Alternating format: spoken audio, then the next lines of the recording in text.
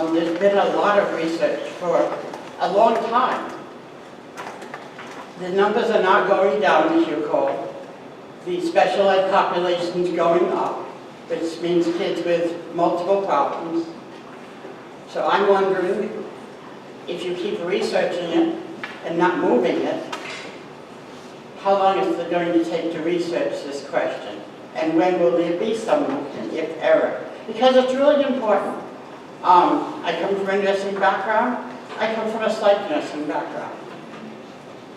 With the social economical problems we have in Warren and in Bristol, there are a lot of issues that get carried over to people like the school nurse, the behavior guide, all of these kinds of support staff. So it would behoove us to add $25,000 to support this position for so many reasons other than purely medical. And that position as a nurse, there's so much that goes, she doesn't just put Band-Aids on kids. They have critically ill students there, both psychologically and physically, obvious. We all know that. So how long are we going to keep researching this and moving it each year without doing something? That's my question. We all know there's a need. So I'm wondering, I've obviously missed a lot because, or maybe you could take a moment, some of you, to explain to us what your thinking was when you decided to not include this in the budget. If you just take a minute to do that for us? Let Mr. Schofield respond. Well, I just want to respond to what you directed at me, Linda. As I was saying, that my thinking in voting the way I did on that amendment is because we are asking for a 3.9% budget increase, which is probably not going to even come close to happening if we're all honest with each other.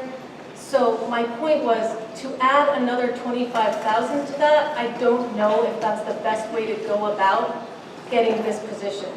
I am in favor of having an assistant. I don't know if we would need, and part of what I meant about the research is I don't know if we need a TA in there. I don't know if we need a medical assistant in there. I don't know what that $25,000 means. And so I would like to just go back and be able to look into it and make a prudent decision. That's all. A decision that would actually be best for you all at the end of the day because we'd be doing it in the correct manner. I do know, because I was part of that group years ago, like I said, that it's, that I feel there is a need, but I don't want to just make this quick decision where it's not thought out. Okay, so we're talking about a quick decision. How long is it before the next financial meeting where all of these, where the budget is presented, where the public gets to discuss it? How many more weeks or months do we have? 7 days. Right. When we approve the budget, so you understand the process, when we approve the budget here tonight, that budget then gets presented to the Joint Finance Committee. Their next meeting is March 8th, and they have a second meeting scheduled for March 15th. And they, in fact, will be setting our bottom line on March 15th, unless they decide they want to hold a third meeting. But right now, there are 2 meetings scheduled. So at that point in time, our bottom line will be set, and once we get told what the bottom line is, then our budget subcommittee reconvenes to review and see what has to be done so that we can approve a final balanced budget once we know what the bottom line is from the Joint Finance Committee. Our hope is that we would get what we're asking for, but I'm an eternal optimist. So, but I will answer or address part of what you said, Linda, because one of the things that I know, because I was here on the school committee when this issue came up before, and there was a study done. And what was done at that time, or what came from that, was a report that addressed the standards of the American Pediatric Association. And that study and that process indicated to this school committee and the administration that we were well within the the standards of the American Pediatric Association with what we had in place. There were other things that were done to assist at that time, and I tend to go along a lot of the line that Ms. Campbell said. The staffing of our district is really controlled by our superintendent and what he believes is the proper place to staff and fund. And unless I misunderstood his comments, in the budget as it's being presented to us here, we are looking at things that include additional supports for the social and emotional well-being of students. And that, in turn, may take care of the issue as long as there's sufficient funds in the budget to accomplish that. So that's... And when will those additional things to go into the, when will those be made public, what those things are going to be? We all know the budgets, I mean... When we had, they're really, I can't give you... I don't want dates, I'm talking about in general.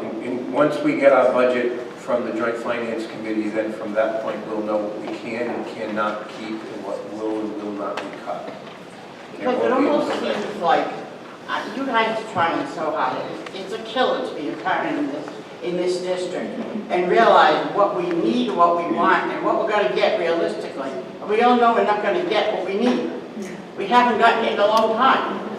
But it just seems to me that if we keep increasing our technological budget for more technology, I get that, that's where the world is going.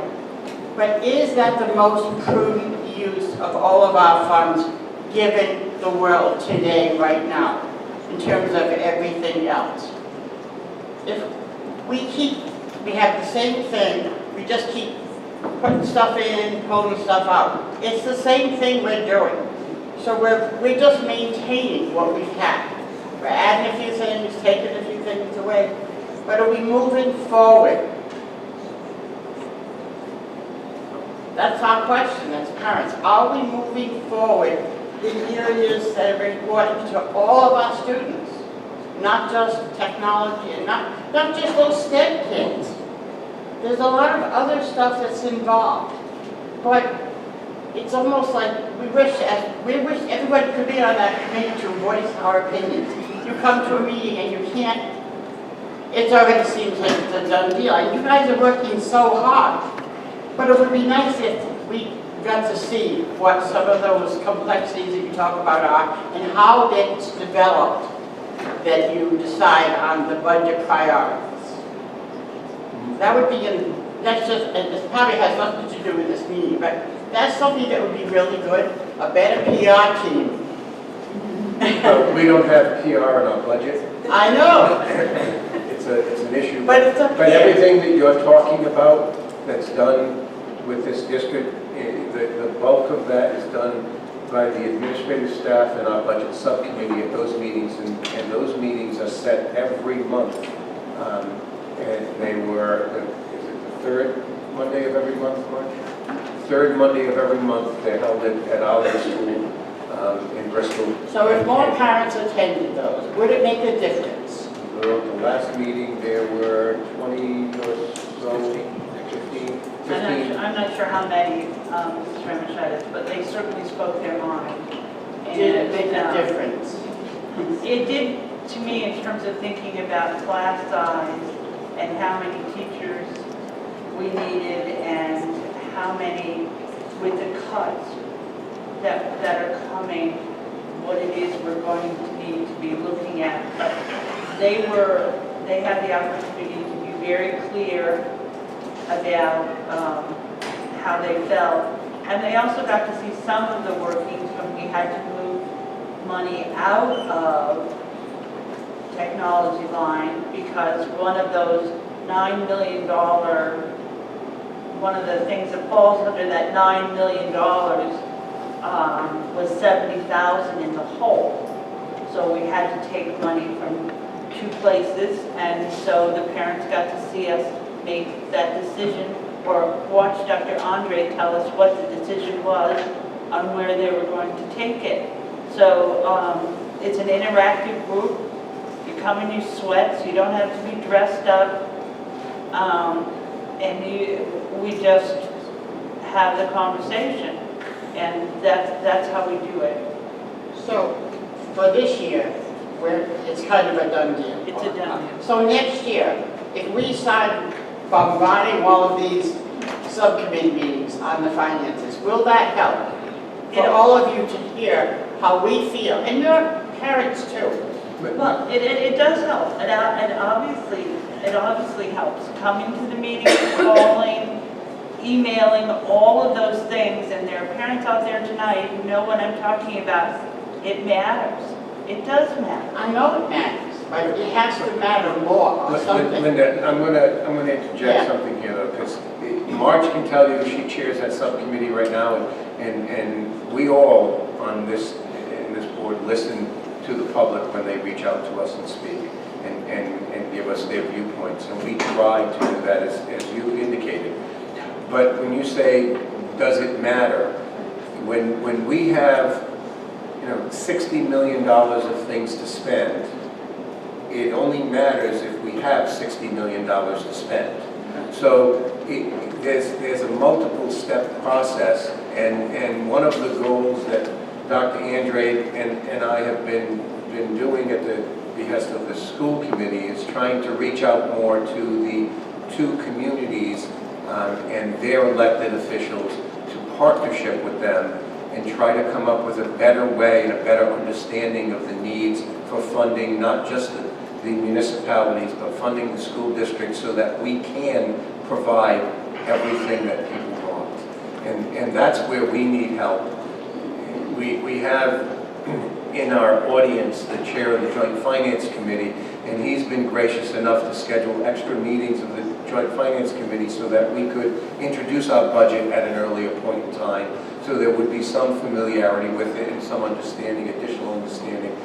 But the goal going forward, and I don't want to sound like it wasn't a goal before, but the bigger push going forward is to try to partner a little bit better so there can be a more clear understanding of everyone's needs and a discussion on how everything can be done proportionately when there's not enough leaves on the money tree. Okay? But I appreciate Thank you very much, Bob. In my lifetime, that's probably not going to happen. And I can't comment on that because I don't have a filter for that. And I don't want to say things that would be inappropriate. Like, we've lived in these two towns, you and I and all of us, for a long time. And we struggle, let's put it that way. But thank you, all of you. thank you for your comments. Thank you. Anyone else? Can we let him go first? Just please state your name so it's on the record. Hi, my name is Caitlin Caldwell. Preston. Caitlin Caldwell. I have 2 children at Kew Cole. I have another one that might be entering. So I got this at the Joint Finance Committee. Do you remember this numbers? And now if you look at it, You got it at the budget budget. subcommittee meeting. It looks pretty even if you look at it. The thing that Dr. Andre failed to mention was that in Kew Cole we have an inclusion classroom in every grade. My son is in 4th grade going into 5th. If you hold that inclusion classroom at 19, which is what it's supposed to be held at, you'd have an overage of 25 kids in 2 different classes. But he doesn't mention this. So either he's adding too many kids to the inclusion classroom so there's no overages, or he's not telling you that next year we'll be paying overages for this class. So when I first started at this school, I had great hopes. I thought, I want enrichment. My husband and I volunteered for science and math enrichment. I'm now down to Maslow's hierarchy of needs. I want my son to eat. I want my son to go outside and get fresh air. I don't want a chair thrown at his head or some of his head slammed against a locker. I don't want him stabbed with a pencil or bitten by a child. All of those things have happened in the last 2 years. My husband said the other day, get a pod. We're done. Get a pod. Put it outside. Let's move to a better school system. That's where we're at. So I started coming to these meetings, hoping there was hope. I get home from school, Liam's like, we had to evacuate the class. Kids slammed with their kid's head against a locker today, to evacuate. When there's shootings at schools, and we're talking about mental illness and help for children, we're talking about giving them what they need at a basic level, giving them special ed needs, having smaller classrooms. We're not doing that here. A social emotional aid at Hugh Cole, one person, do you think they're going to solve all these kids who are shoved into classes, who have their speech therapy and occupational therapy taken away from them, that are put in classes that can't handle their emotional needs? But we're not doing that as a school. We're using more money in technology. And I don't, that's great. Let's have an iPad in every class. But that doesn't stop my child being stabbed with a pencil, his head being slammed against a locker. There's a lot of things you guys don't realize. They're not getting their 25 minutes of free outdoor play, which is now a law. They're getting 12, I sent them a stopwatch, 12, 15 minutes. And at Hugh Cole, some days they don't even get recess because they don't have enough staff. So they sit in the cafeteria coloring, not being able to move. So I wanted this on the record because I wanted it to be noticed that you guys know this is going on, you know what's happening, and you are not doing anything about it. It's not true that we're not doing anything, and I understand your frustration. I really do, Caitlin, and I am a parent, so I do see these things too. This is why we're talking about adding staff to help with social emotional needs. We understand with all the recent events. I went in to meet with Mario a day or two after because I am a concerned, passionate parent. We don't have the money. We are trying, and maybe moving forward, what we're going to have to do is really dig deep. Both towns, the JFC, the school committee, the school district, and everyone here is going to have to dig real deep because we all want the same things, and it's for our kids to be in a safe learning environment with all of the things that you're talking about. Can we spend less on technology? I mean, it's great and all, but I'm just saying the new budget actually, the new budget takes the teacher away from Hugh Cole again. There's going to be a loss of this classroom teacher in the new budget. So even if my taxes go up and I'm willing to pay more and the whole town's willing to pay more, we still lose another teacher at Hugh Cole. That doesn't solve the problem. Even with a maximum budget right now, we're still going to lose teachers. That's my problem. Like, there's an increase in budget, and the recess thing, I've talked about forever. I've gone to Mario about it. He knows that Hugh Cole is not getting their 25 minutes of free play. I called RIDE about it, and they said I had to go to a school committee meeting and tell you that they're not getting their 25 minutes of free play, and if it's on the record, I can then go to RIDE and say, you guys are not providing what's needed, because you are now aware of it. So, I appreciate your time. I appreciate your time. I get very upset because I have 3 children. I have one who hasn't even started. When I started Hugh Cole, I thought, it's up and coming, And the last 2 years, I watched it go downhill. So, I'm just, as a parent, I'm frustrated. I feel like I had my one child in private school. So at this point, I feel like I either have to put them in private school or we have to move. Like if it continues the way it's continuing. So I wanted you guys to know that as school committee. Thank you. Thank you for your comments.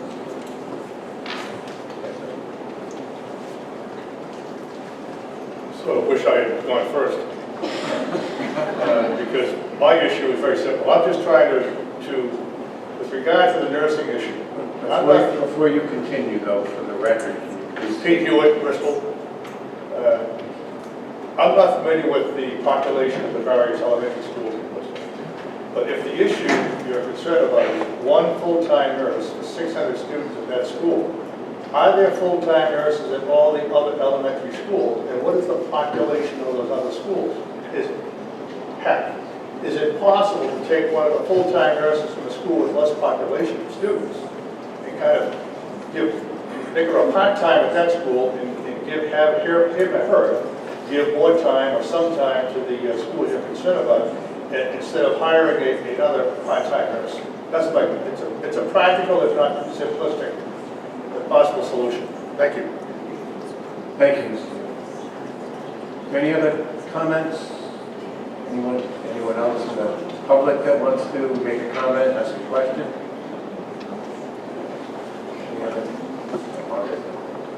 Any other comments or questions from the school committee? Just a brief comment, Mr. Chair. I just want to echo something that Mrs. McBride said earlier that I think is reflected through some of the comments that Ms. Ramachaitis and Ms. Caldwell had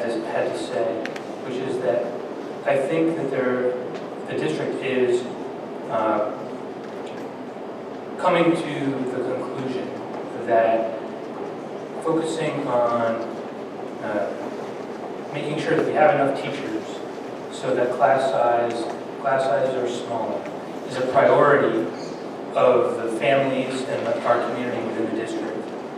And I think that at the budget subcommittee meeting that took place last week, we got to the point now where we have a budget in place and we're moving forward, and there isn't a lot of time to adjust priorities that were established for the existing budget to perhaps use money in different ways as proposed within the budget.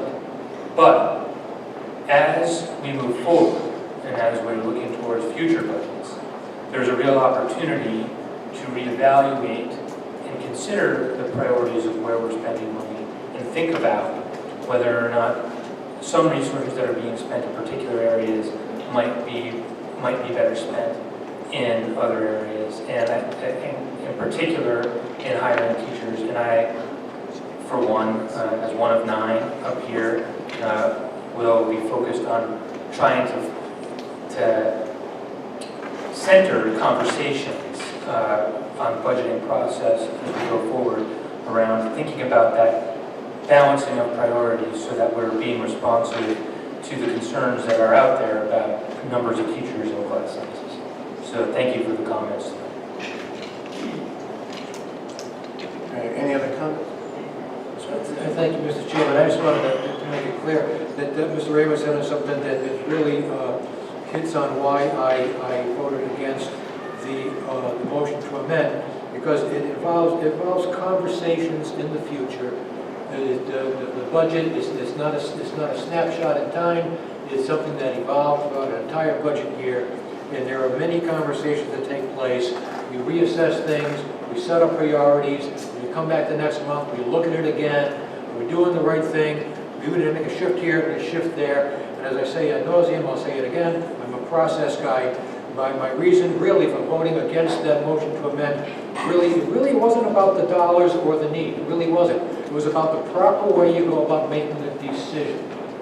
That decision can still be made, conversation can still be had in an appropriate setting, in an appropriate context, where everyone's together, the administration, the subcommittee, the full committee is having a full discussion and make a really good, logical, sound decision in a way that maybe we can do it without, you shift dollars here, shift dollars there, and it can be done if we can establish what the need is. Tonight, in this budget vote here, I don't really see this as an appropriate process to make that kind of a decision for a single line item. It's not saying I'm opposed to it in the future, I'm not opposed to a conversation in the future, but not tonight, no. Thank you. Thank you, Mr. Chair. I just think it's important. A couple of things have been said tonight, and what Mr. O'Dell said just reminded me regarding what the process is and the fact that we rely on the administration to put the budget together, and that this might not be the appropriate forum to consider things